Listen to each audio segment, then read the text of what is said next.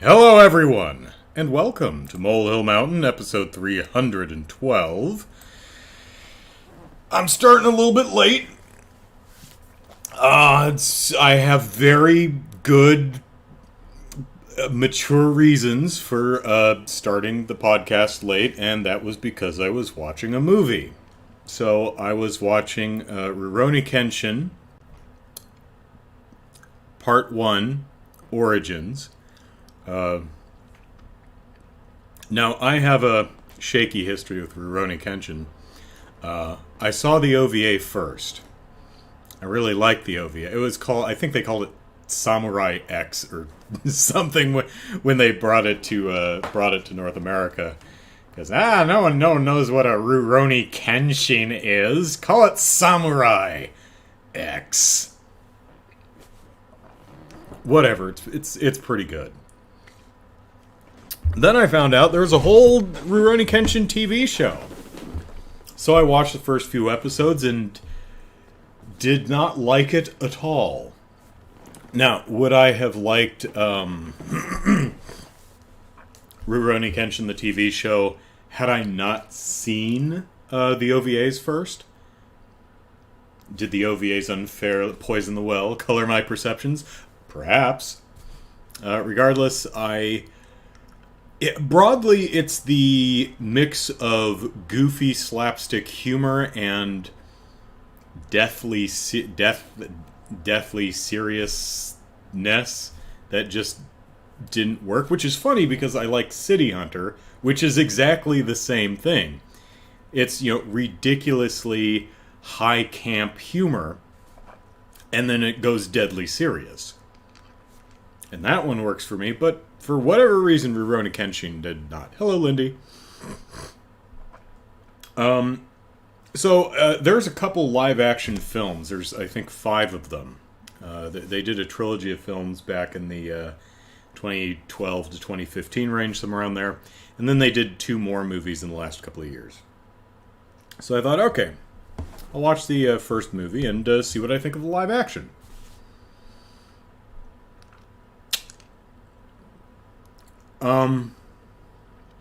I gave myself it's a longer movie. It's north of 2 hours. So I gave myself plenty of time to watch it. But it took me almost 3 hours to watch it because it is incredibly boring.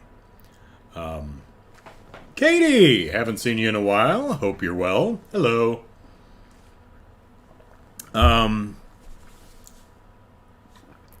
Katie being in the chat reminds me that I still need to watch the Gem movie. I mean, I guess I don't need to.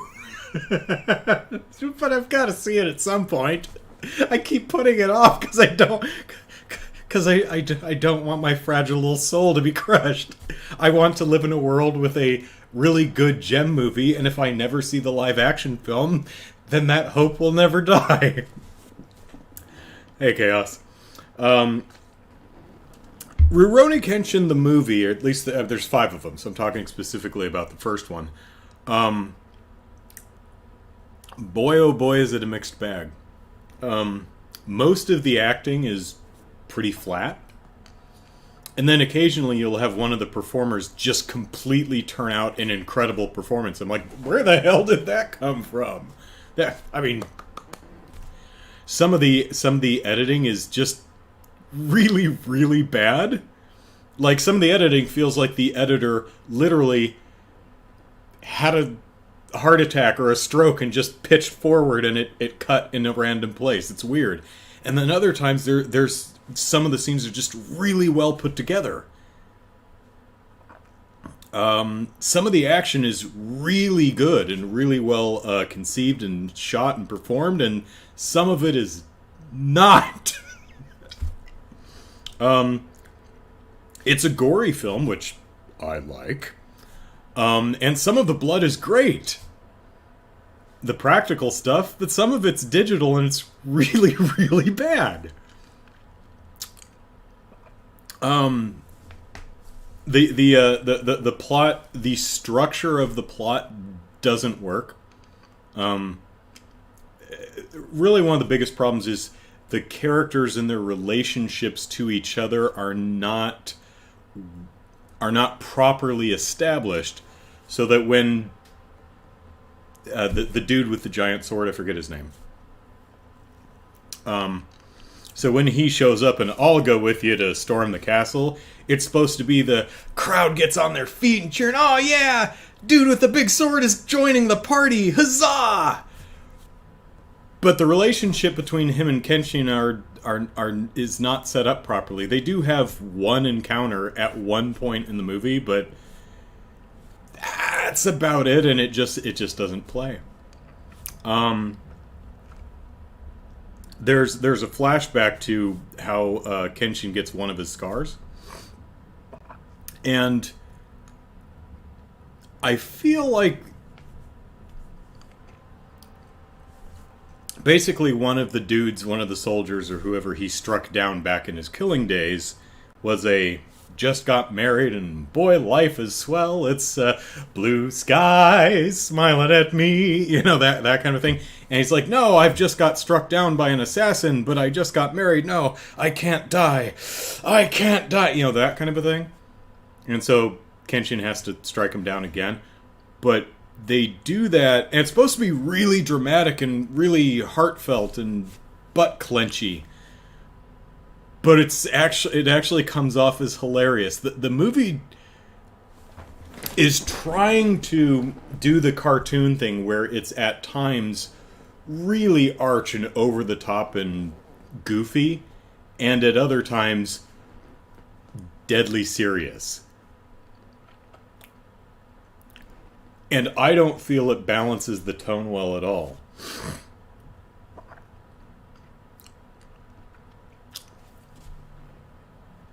So, guy with the big sword gets in a fight with other bad guy who is never really established. So you don't really care. It's a good fight scene.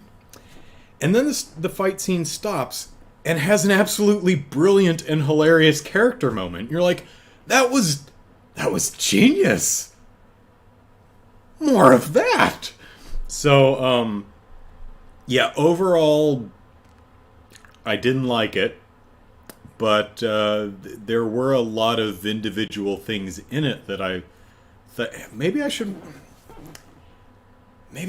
watch the subsequent films. Maybe they get better. I don't know.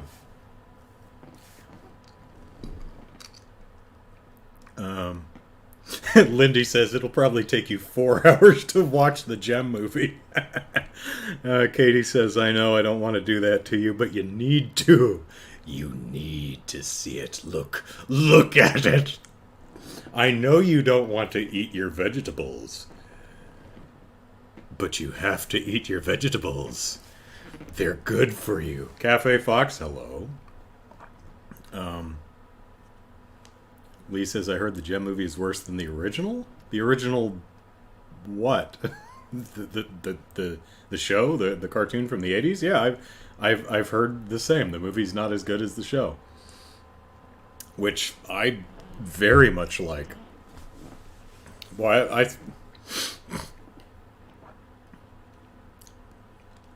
that was a happy accident. I did a series of YouTube videos like 6-7 years ago called 30 Days of Netflix. I'm like, hey, every day I'll watch some random thing on Netflix and do a video about it. One of the things I decided to watch was Gem and the Holograms. Not the entire 60 some odd episodes, but just the first 5 episodes are a 5-parter. It's essentially Gem the movie. I mean, so I just watched the first 5 episodes, and it's one of my favorite videos because talking about the show just has me in stitches, and it's one of the videos where I'm laughing so hard I have tears streaming down my face. It's one of my favorites. I like that video. Anyway, so Gem TV show good. Gem movie scares me. Rurouni Kenshin live action movie didn't work. Katie says, I'll wait for your review to get my opinion. Well, I'll try to get that done before the end of the year. I did a video a month ago because I was going to finally watch the Gem movie. And then I thought, you know what, I should what do I want? Because I'd heard the old canard, Gino, gem in name only. And I thought to myself, what is it that I want from a gem movie? To me, what makes gem gem? What are the indelible elements of the property that, were they missing from the movie, I would cry foul?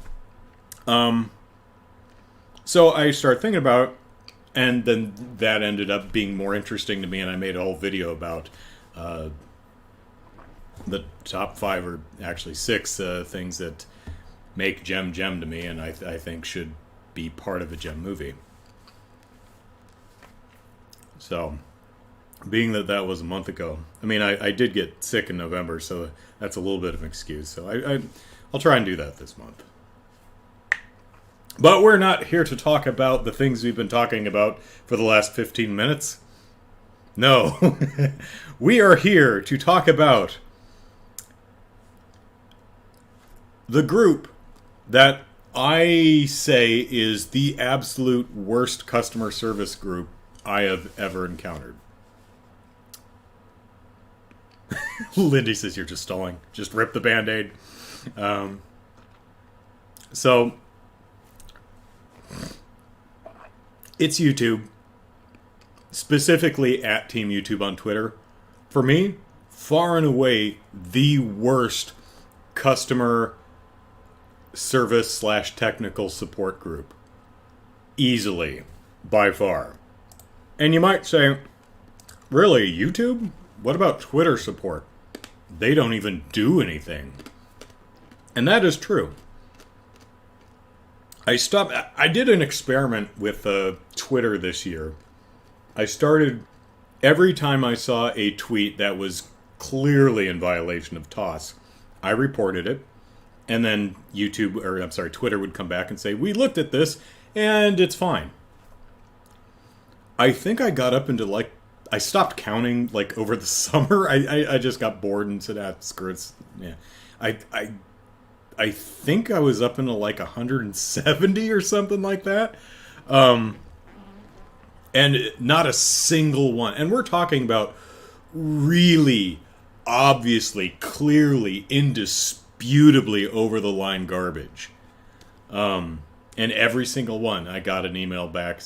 Well, no, I think I got... might have missed a few emails, but every time I got an email, it's like, oh, we looked at it and it doesn't... We know this is not the answer that you want to hear. So, yeah, Twitter doesn't do anything. Neither does YouTube. But YouTube actually talks to me, and that makes it worse. So, 2 weeks ago, I was talking about how Twitter had... YouTube inexplicably was starting to recommend weird stuff. Suddenly my recommends were filled with videos of people dancing around in swimsuits and lingerie. Okay. Fine. I don't know why, but whatever. Honestly, the thing that gets me, it's what did I watch that makes the algorithm go, scantily clad attractive people, that's what Andrew wants to watch. I mean, okay, but, huh? Whatever. Then the week after, YouTube seemed to be YouTube's algorithm was no, the scanty people, you okay. How about this VTuber?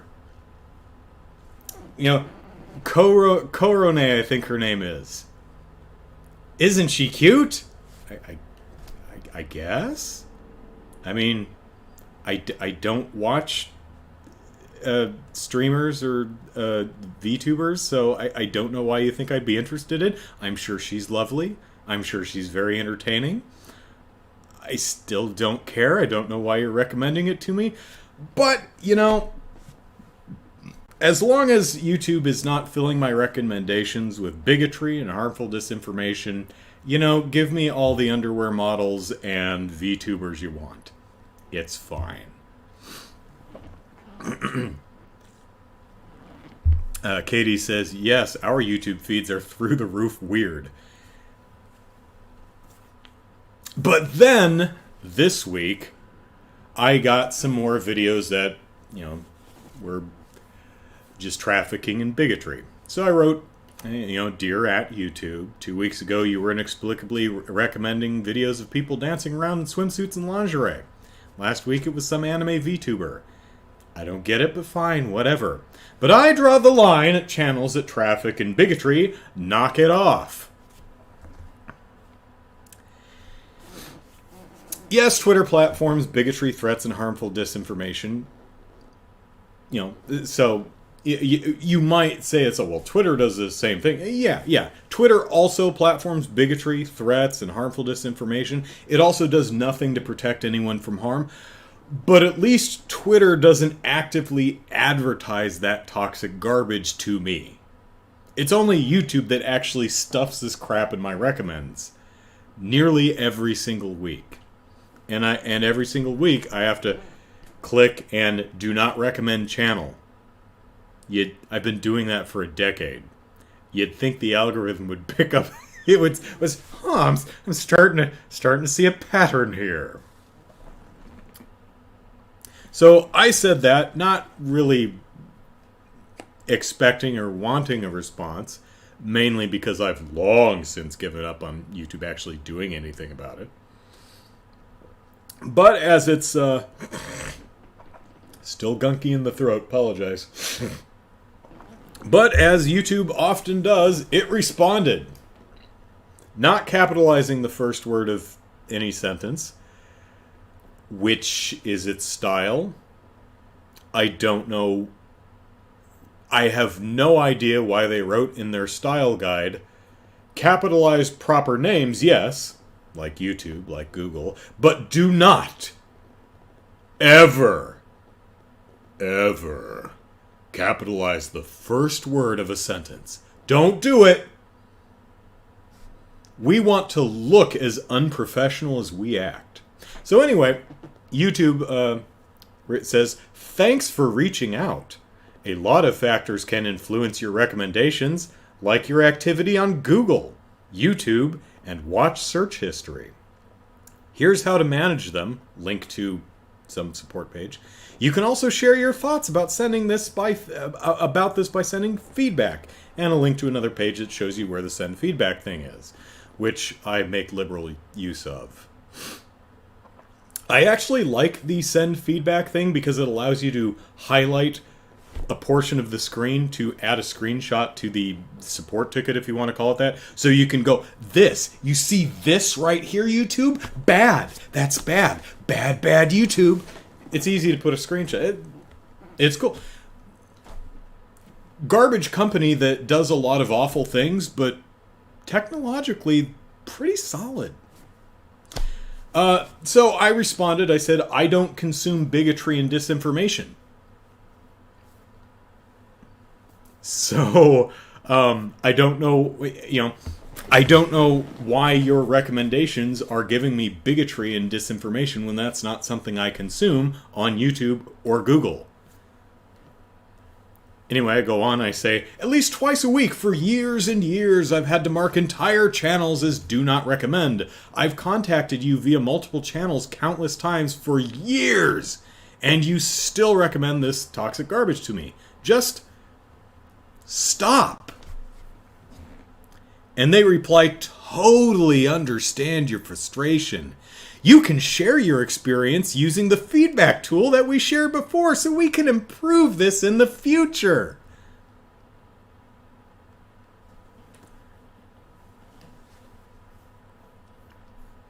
So I responded, hey, remember this sentence from the tweet you're replying to? Quote, I've contacted you via multiple channels countless times for years and you still recommend this toxic garbage to me, end quote.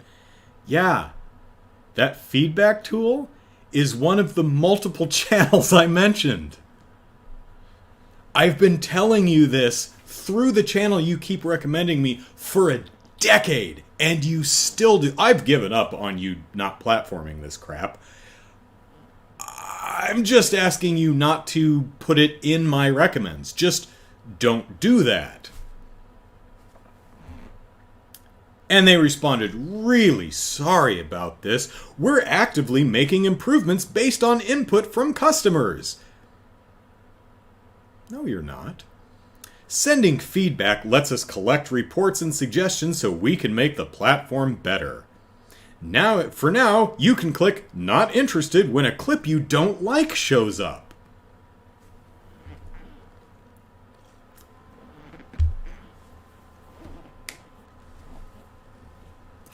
As I implied before, if I'm not interested in watching someone shake their underwear-clad buns at the camera for 4 minutes, I ignore it. Doesn't bother me that much. Buns don't bother me. Got some of my own. Sit on them every day. Most of the day. My buns are strenuously worked out. They have to support all 200 and some odd pounds of me. All day. Poor buns. I put so much upon you, buns. If I see the Korone anime VTuber in my feed and I have no interest in watching her show, I just ignore it. It's fine. Don't really care. And if I just really was like, look, don't, yeah, I'd not interested. It's fine. But when we're talking about bigotry, now I've got a problem. I don't agree with the idea. It's like, oh, just if we keep stuffing bigotry into your recommends, just mark it as not interested. No. Number one, you shouldn't be platforming that in the first place, and number two, just stop recommending it to me. I keep telling you I don't want it. I mean, I keep saying not interested, and you keep stuffing it in my recommends. Anyway, I responded, I said, I just told you I mark vids with bigotry, disinfo as don't recommend channel, which is the option right under not interested, and I've been doing it for years. Recommending I use the tools I keep telling you I've been using for years? Not helpful. And then I came back literally like 2 hours later saying, oh, hey, just had to block another entire channel that shouldn't have been recommended to me in the first place because it does nothing but traffic and vile misogyny. And yes, I sent a note via the feedback form. YouTube stopped responding at this point. I kind of feel I should block TeamYouTube on Twitter because they do nothing but aggravate me. I mean, they genuinely just piss me off. Chaos, it sounds like an automated response. I would say most, if not all, of the TeamYouTube stuff is a bot. It's what it feels like. I can't believe it. I don't want to believe that someone is being paid to run a support channel and is doing this unbelievably poorly at it. Some of the telltale signs are it's very, very, very consistent in its style. It never capitalizes the first word of any sentence. It always capitalizes all proper nouns. That feels like a bot. It's constantly putting in short links, which is a pain in the butt for anyone to do. But if you have a reference list, that's easy, that you can just automatically add in there. A lot of them feel like they're just responding to keywords, which is why a lot of the responses either completely miss what I said the first time, or oftentimes are just unrelated. So yeah, I'm pretty sure TeamYouTube is mostly a bot. There might be someone supervising it, but yeah, mostly a bot. So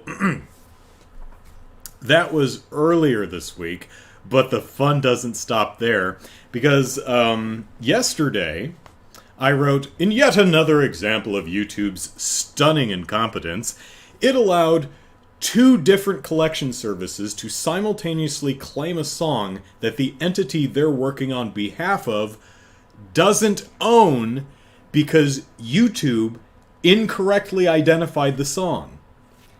This is the 3rd one this month. Now, the first 2 claims were just completely the wrong song. In this instance, the claimant owns the rights to a remix. What I'm using is the original song.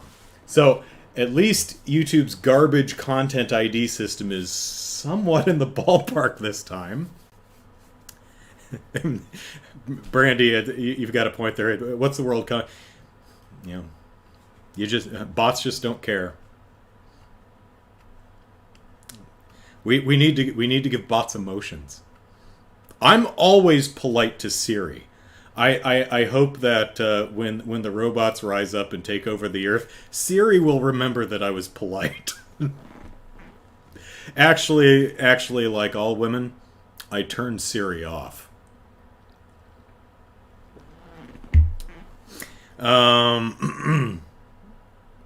Lee says, I never understood why people like watching that. Anime VTubers, you mean? I don't know either, because I've never watched one. It's a fascinating technology, but, it's just not my kind of show. At least I don't think. I've never bothered to watch, so... Chaos says, or they are, and are just like, oh, it's that Andrew again, and they're doing it just to troll me. Probably not, but you never know. Anyway, YouTube did reply, and they said, so I said, you identified the wrong song, which allowed 2 collection agencies on behalf of an entity who owns a remix of the song to claim a video. And Team YouTube responded, looking into this RN right now. Not capitalized. Oh, you're looking into it? Okay, sure. My buns are placed on pins and needles, waiting to see what you come up with, YouTube. All right, so YouTube says looking into this right now. 3 minutes later, looking into it right now. 3 minutes elapse, and YouTube says, you may want to get in touch with the artist and confirm who is the copyright owner.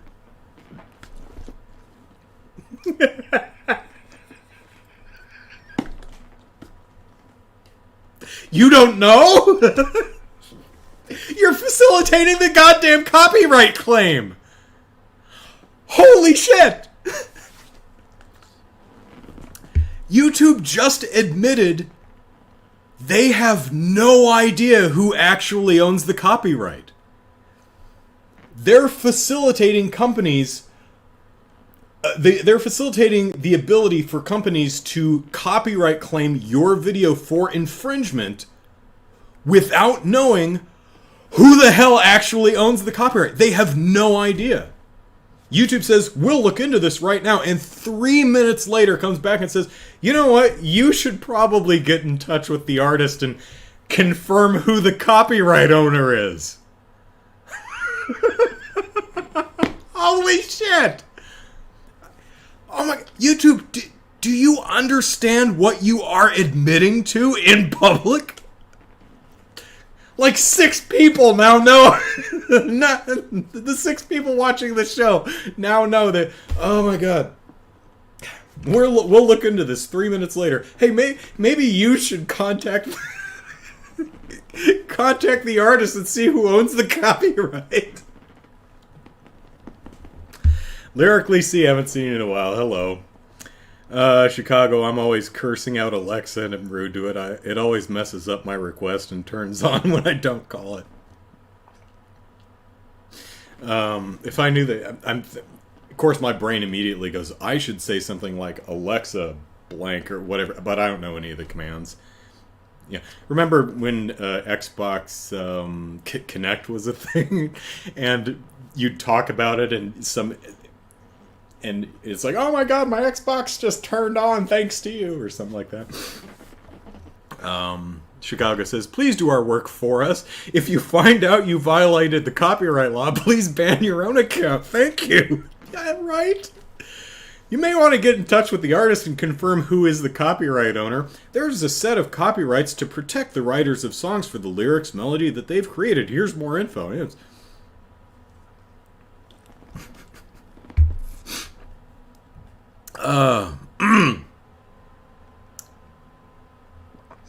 So I said, I did. As seen in the email below, I contacted the entity the claim was made on behalf of, and it confirmed it does not own the copyright to the version of the song heard in the background of my video. Here's a copy of the email.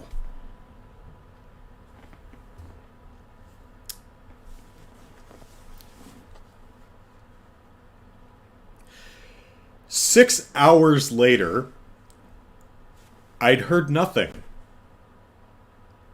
So I wrote them again. I said, it's been over 6 hours since I proved with an email from the entity the claim was made on behalf of that it doesn't own the copyright, and the claim is still up. So, you gonna, do anything or nah? And TeamYouTube responded, we'll be checking on this for you.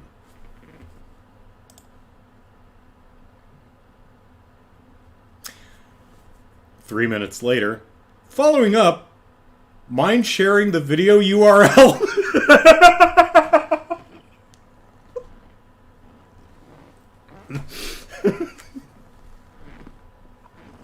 I was kind of wondering in the first place, do they just know me really well and they can tell from my... Are they being proactive and like going into my bio and picking out my YouTube channel and then seeing what active claims there are? No. No, they have no idea who I am or what I'm talking about. We'll check on this for you. 3 minutes later, following up, mind sharing the video URL and we'll have it reviewed. Oh, God. And I replied, sure. As seen in the screenshot, these two collection services claimed this song on behalf of this entity. This entity owns the copyright to this entity's remix. Listen for a few seconds, and you'll hear that's not what's in my video. And I gave them a screenshot showing the video and the claim and all that stuff, and a link to the video. And they responded, thanks for the URL. We'll pass this along and get back to you with an update. That was 20 hours ago. Let me just check. Let me refresh the page. Yeah, the copyright claim's still there. So they haven't done anything. To be fair, neither has the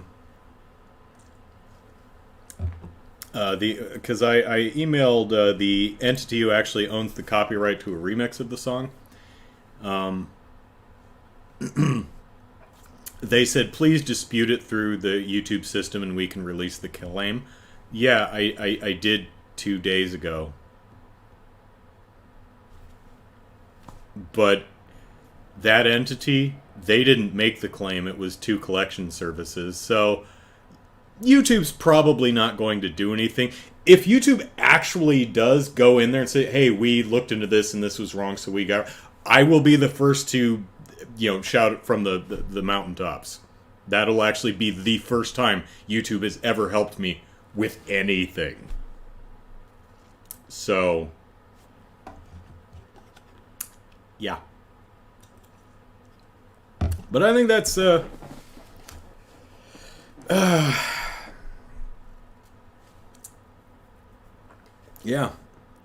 YouTube, care? We do not. So,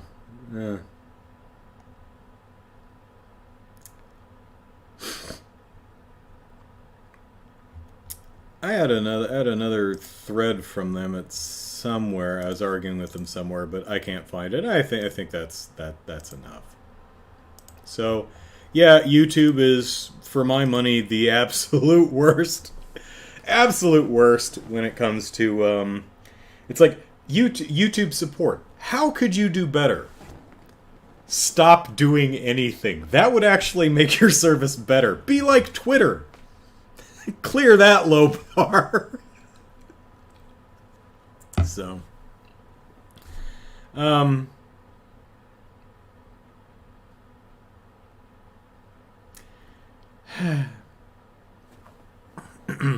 let's see. Cafe Fox says, I've been trying for a while now to get YouTube to straighten up some album uploads that have been automatically added to their various artists' channel, but I'm unable to even reach a real person. Yeah, good luck. Lisa, I've actually, I haven't had this happen in a while, but YouTube,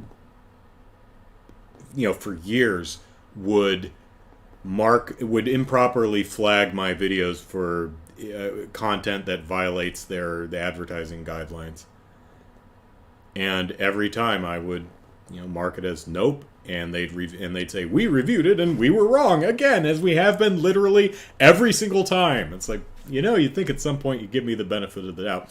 So I've written to them several times, and I only get what are probably canned responses back saying, it violated our guidelines. Here are our guidelines. Make sure you're not violating them.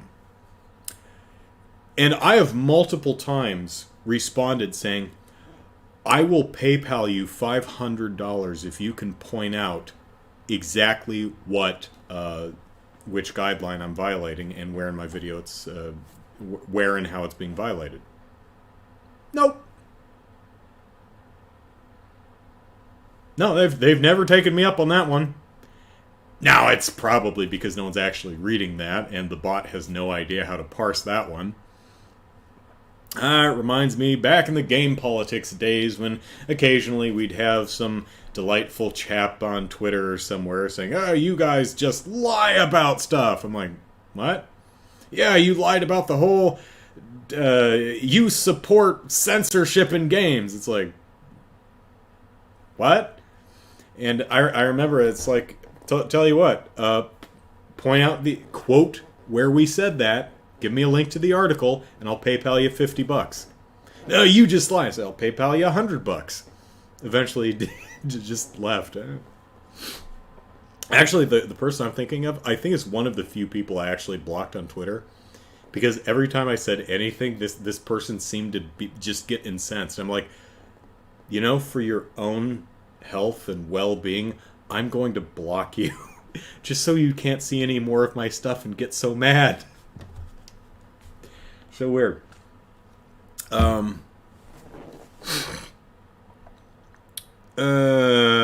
Cafe Fox says, I swear if you aren't an active user, you're denied any kind of proper customer service. Well, not an active user who has a significantly large audience. I know people who have hundreds of thousands of subscribers who actually have a contact that they can talk to.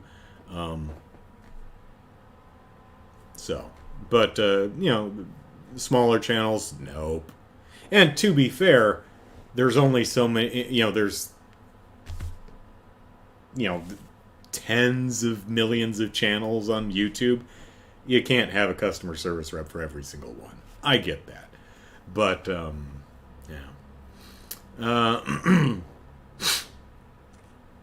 Lee says, not to be like Twitter now because of how Elon is running it. Well, yeah, I'm just asking. But Twitter still is not doing anything in regards to content moderation. Pre-Elon, I sent well over 100. I flagged well over 100 tweets that clearly violated their terms of service. They didn't action a single one of them, but they also never spoke to me. They never actually tried talking to me. YouTube also doesn't do anything, but they try to help, or maybe they're just trolling me. I have no idea. Sometimes they outright lie. It's weird. They're like, hey, did you go to this tab and click on this thing? I go, wow, I would if it existed. That's not even a function. That's not a feature that exists. Maybe it did at one time or something. I don't remember it existing, but it certainly don't exist now. Here's screenshots proving it. So, yeah. I mean, as a,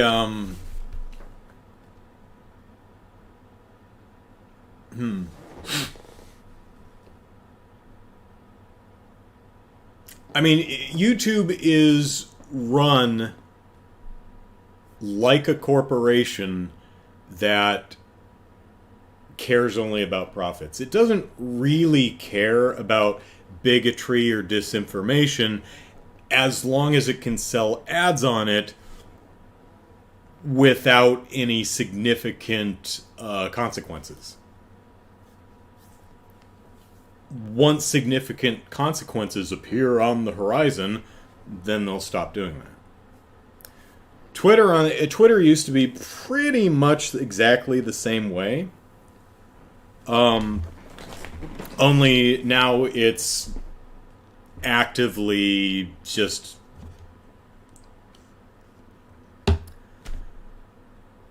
how do I want to put this? Basically, here's reductive, yes, but in a broad sense, here's kind of a caricature of YouTube and Twitter. YouTube is like, we don't care if there's Nazis on our platform as long as we can monetize them. Twitter is like, you know what our platform needs? More Nazis. I mean, they're both bad, but yeah, the latter's definitely worse. So, I have been looking around at Twitter alternatives. Because I'm a very small... Because of the privilege of who I am, combined with the fact that I have a very small audience, I'm kind of siloed off into my own little area on Twitter and am not bothered by any of the other horrors that are happening. So, as much as I hate it and as much as I do in other ways to push back against it, I'm not in a position where I need to leave Twitter at this point. I may at some point. But YouTube, I get this garbage stuffed in my recommends. Twitter, I don't. So, probably because I don't follow anyone on Twitter, so I don't have any recommends. But as soon as, if I start getting, suffering the abuse that many other people do, that may change. But for now, I'm staying where I am. And I'm also trying to be as positive as I can be. Like, I tell you, I am constantly writing tweets and then deleting them. I'm like, that's just going to make people feel bad. I want my space to be fun, right? Uplifting, maybe. Entertaining. I don't want my space to be a drag or depressing. That said, there's horrible things that happen in the world that I have thoughts on and will share my thoughts on them on occasion. But I do make an effort to not be depressing or angry or bitter or negative, even though I am definitely all of those things. Because one of the things I enjoy doing is entertaining. It's why I broadly post a lot of the way I do on social media. It's why I do YouTube stuff. It's why I've in the past was a singer and loved doing stage performance, singing, plays, musical performances, stuff like that. I just like I like entertaining people. So I'll stick it out on Twitter as long as I can and try and make my space at least safe and fun for everyone who chooses to hang out there. That's the plan for now, anyway. So, Lee says, way Elon did Twitter and buying the checkmark makes people think trolls are other companies.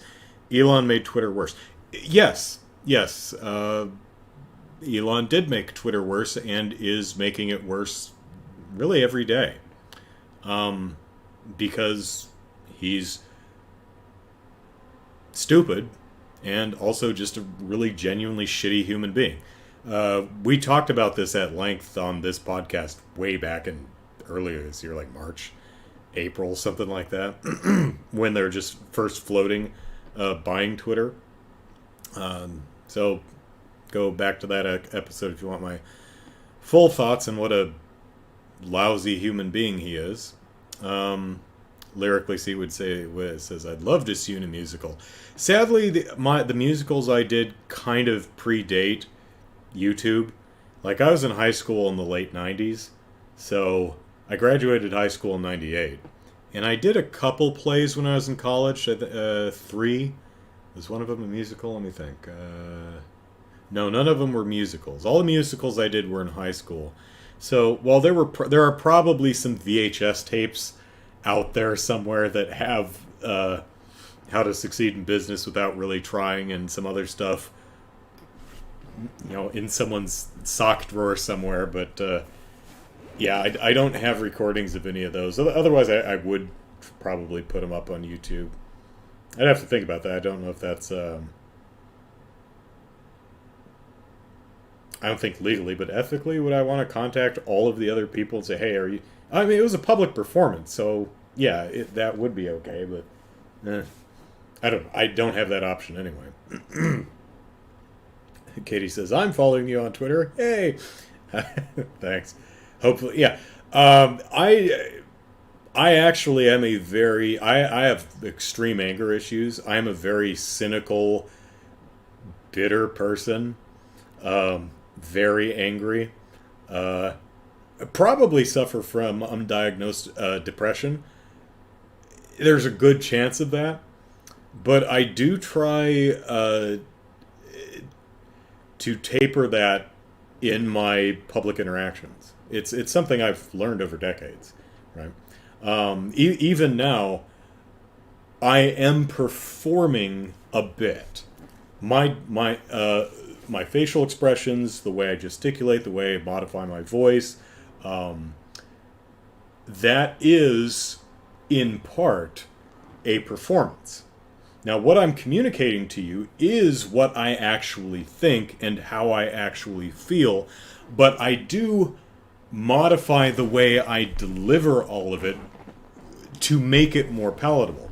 Because I've learned over decades of practice that if my face remains neutral and my voice stays flat and I just stare at people and don't look away, it makes people uncomfortable, right? So I've learned over decades to, look at people, but also look away and then look back, gesticulate, modulate the tone of voice, use facial expressions. That actually takes effort on my part. I have to consciously work on doing that. You'll see that mask slip a bit if you watch my streams, my video game streams, because sometimes I'll get involved in a game and I'll stop performing and I'll just I'll focus on the game. Or in the Extra Life charity event, I'll be on the couch and I'm tired and I'll just focus on the game. And you might watch me and go, is he mad at the video game? Is he even having fun? Yeah, that's just, that's how I look when I'm playing video games when no one's watching me. All right? So, again, I'm doing the thing where I have my drink, it's over here, and my coaster is over here. Coaster, drink. So, Lyrically C says, I asked, what was my last music gig? And I know you did a cappella once. Oh, I did a cappella for 15, close to 20 years. So all throughout high school, well, no. Most of the stuff I did in high school was accompanied. It had instrumental accompaniment. Although I did stick my toe into some a cappella stuff. I organized a men's show, which expanded into a everybody who wants to do stuff show. So I kind of organized just a talent show, music review type thing, and dipped my toe into a cappella waters. And then when I graduated high school in 1998, I was at a fair. What what was it called? No, it wasn't a fair. It was a Valentine's Day event at a public park. It has a cute name, and I can't remember what it is. If you live in San Diego, you've heard of Balboa Lights, Balboa Nights, something like that. The Christmas thing they do over in Balboa Park. This was a similar thing that they did in Phoenix back when I lived there. So I was at the Valentine's Day shindig, whatever it was, and there was a barbershop quartet roaming around. And I was like, ooh, neat. And so I went over and listened to them, and they were singing Coney Island, which was one of the songs I knew. And so I was like, hey, can I sing with you? I know Coney Island. And they're like, yeah, sure. So I sang Coney Island with them, and it was kind of odd because, they were doing the whole straw hat, vest, arm garter kind of thing, and I'm sitting there in all black and probably a leather trench coat or something like that. People are like, well, he sounds like he knows what he's doing. Did he just forget his outfit that day? And, that's how I found the Phoenix chapter of, what was that choruss's name? Cactus Chordsman, I think is what it was. And that's where I first got into barbershop. And I, sang with them for a long time, got my own quartet, competed, moved to California, sang with a couple choruses here, including the Pacific Coast Harmony and the Westminster Chorus. Got my own quartet again, competed, even subbed for. Another friend of mine has a doo-wop group, and I subbed for his bass on occasion. But I haven't done any singing since before the pandemic, and I really haven't done any barbershop. My quartet fell apart, I think, in 2011, 2012, right after we top 10 district, which was unfortunate. Our lead wanted to focus on his family, and, well, can't fault him there. So that was the end of that quartet, and I didn't want to drive up to Westminster anymore, and I didn't really want to sing with the Pacific Coast Harmony because I just wasn't having fun with that group anymore. And I found I was like not rehearsing my music. I just went to rehearsal and would sight read, and I'm good enough to pull that off, but it made me hate myself. So I actually stopped going, I think in 2011, 2012, somewhere around there, and occasionally I'd meet up with some folks and we'd sing some stuff, or I'd sub in for singing Valentine's or the Royce's Voice, not Royce's Voices, the Royals. I'd sub their bass if he had a conflict or something. But once the pandemic started, I've not done any singing in nearly 3 years, which is a shame. But them's the breaks. So, lyrically, see, unless you start cracking up during your streams when gaming. Yeah, I love it when that happens. One, it's funny to me, and I think you guys think it's funny too. I think one of the reasons, sometimes I will just legitimately lose it. I think that's part of I don't experience a broad range of emotions the way most people do. My emotions are generally just rage, furniture destroying fury, or fine. It's like I either want to put my fist through a wall or something like that, or I'm just fine. Not healthy, but that's the way I am. So it's not like I don't enjoy things. I do.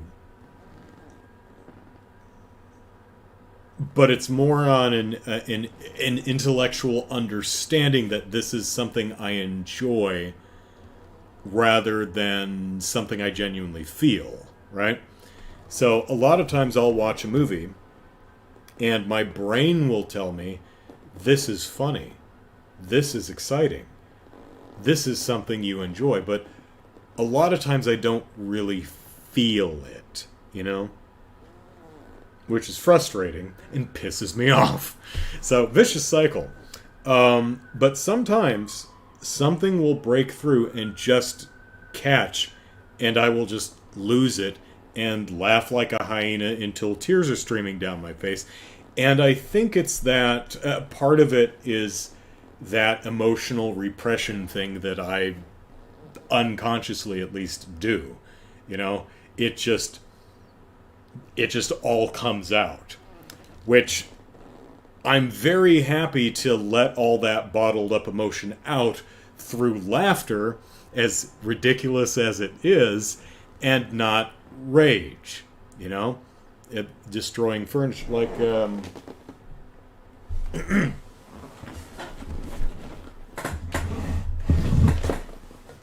this is probably hard to see. So here's a drawer from my desk. This is contact paper because I broke my desk because I got very, very angry and put my fist, well, it's probably my foot, through the drawer. So I had to rebuild it and put contact paper, and the wood grain is actually going the wrong way. Oops. So, you know,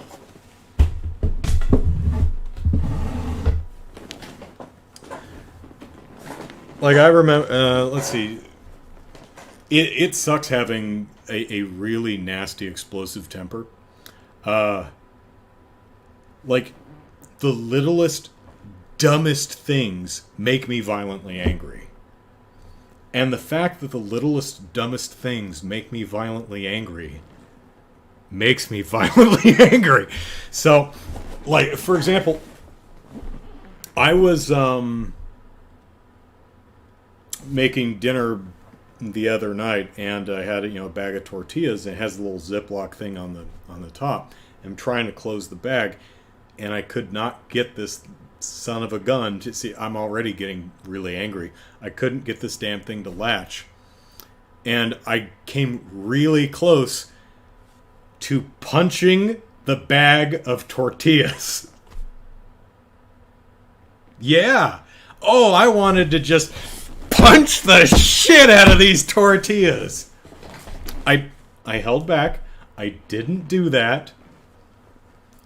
I've done stuff like that before.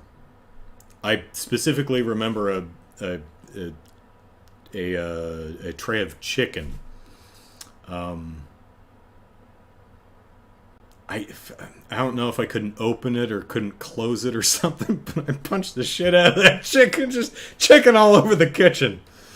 And the saddest part is you can imagine your mother or Jiminy Cricket, your conscience or something, standing next to you, arms crossed, looking down their nose at you after you've punched shredded chicken or a bag of tortillas, or put your fist through a wall, or a foot through a desk drawer, and them saying, okay, feel better now, Andrew? Now that you've destroyed a piece of furniture or a bag of tortillas, and possibly the counter under it, you feel better? How do you feel now, jackass, that you've punched tortillas? Do you really feel better? And here is the sad thing. Yes. I do. And, oh my God, that sucks.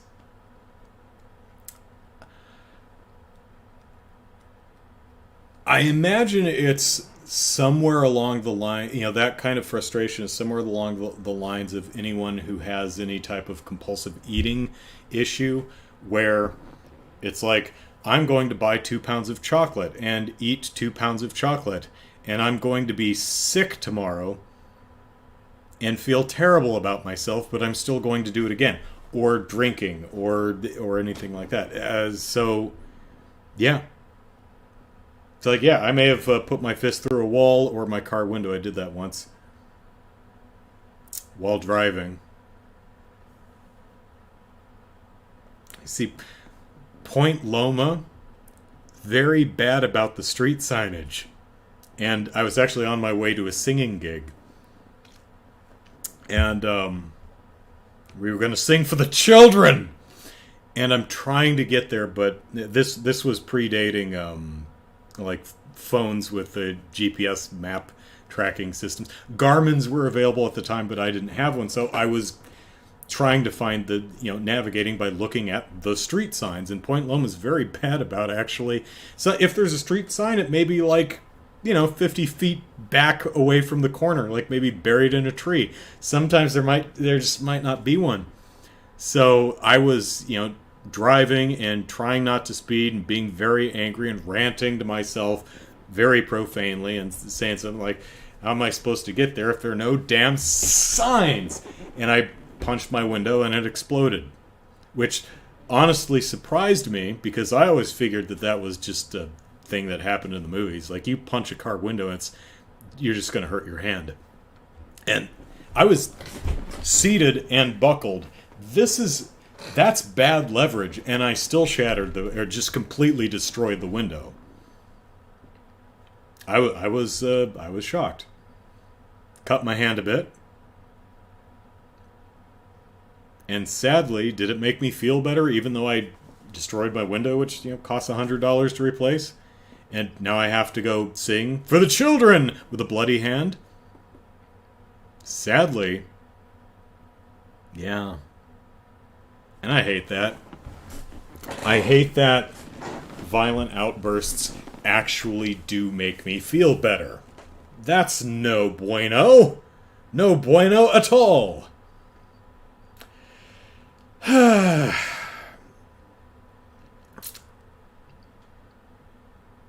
my electricity bill is $25 more expensive this month than it was last month for some reason that I don't know, because I don't have any new appliances. I mean, yeah, there was the Extra Life charity event, but so the TV and the console and streaming and stuff was on all night. But that's super off-peak, so that shouldn't have been $25 worth of electricity that night, so...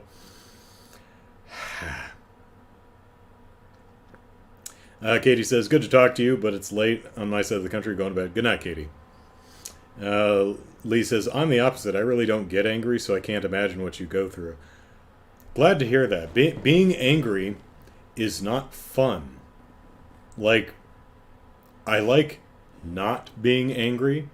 Unfortunately for me, not being angry means broadly I'm not feeling anything at all. Which also kind of sucks, I would like to emotionally enjoy things rather than predominantly solely intellectually enjoying them, right? I used to, when I was young. I mean, I've always... When did this start? Ooh, let's psychoanalyze now. I used to be a morning person. Like, apparently, as a very little kid, I was a very bubbly, happy little bastard. Got up early in the morning, and I loved everyone. And at some point, I just turned into a miserable little bastard. I don't know what happened. Well, I know some things, but, I've got stuff in my background, like we all do, but some of the stuff in my background involves other people, so I'm not at liberty to speak of it. But it's the typical betrayal of trust kind of things that unfortunately too many kids experience as they grow up. Yeah. I wish none of you could relate, but I imagine many of you can. Some of you undoubtedly had it worse than me. So, yeah. I had some other topics, but hey, when I get on it, it was mostly, yeah, I was going to talk about the Super Mario Brothers movie trailer and Cocaine Bear, which looks fun.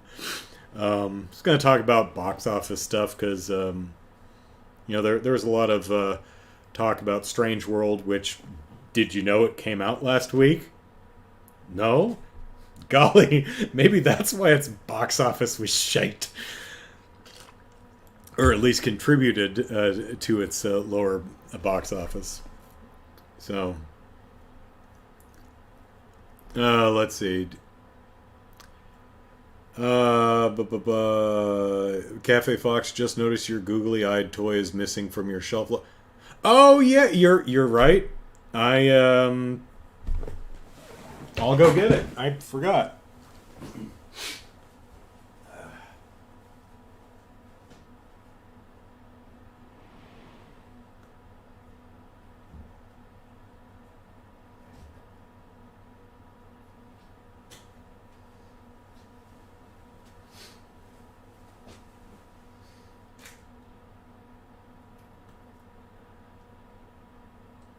Ugh.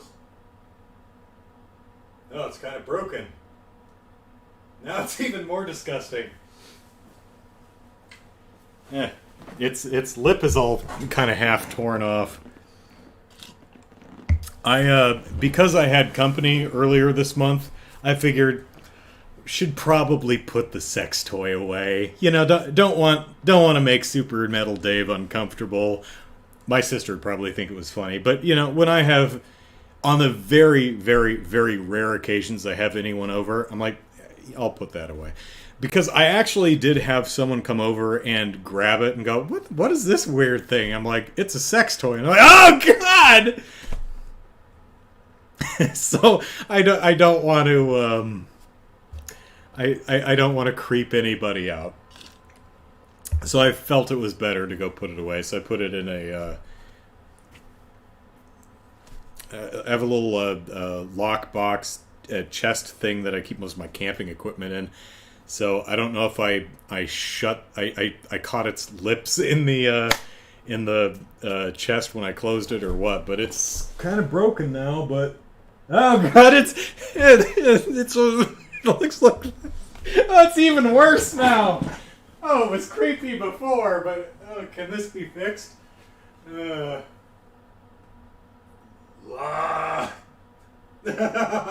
no. Oh man, if you thought that thing was like the antithesis of sexy before, it's even worse.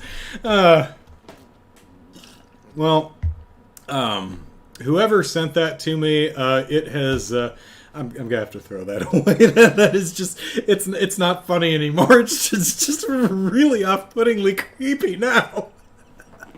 So, to whoever sent that to me, a couple years ago now, thanks. How did you get my address? It has given me many, many laughs and creeped other people out. So, thanks a bunch. So, yeah, the googly eyes are still fine though. All right. So, tomorrow is the first Sunday in December, which means, pardon me. Which means we are going to take a break from Trails in the Sky the Third, which we might be able to finish in one more session, maybe two. The way I play. What was I talking about? Oh, but being that it's the first weekend in December, tomorrow, we're going to play something different. What are we going to play? The Legend of Zelda: A Link to the Past. Oh yeah. It is time. Now, have I ever played A Link to the Past before? Yes, once, a couple of years ago. I only played it for like 2 or 3 hours, though, and I got to the first dungeon, and I really sucked at it. It's weird because Link, you have the little Link sprite, and he's holding the sword in one hand, So when he thrusts, it doesn't go straight out in front of him. It kind of goes out to the side, where his arm is. But it makes it really weird because you can't just line up with an enemy. You kind of have to offset yourself so you actually hit them with the sword. And I just couldn't defeat the boss of the first dungeon. And when you die at a boss, it sends your ass out the front door, and you have to go all the way back through the dungeon. After 2 or 3 times, I was like, nope. So, goal of tomorrow is, let's see if we can get through the first dungeon. So join me tomorrow for some Legend of Zelda: A Link to the Past, and then next weekend we will. That's nice. And next weekend we will return to Trails in the Sky the Third, and maybe even beat it, because we're in the end game now.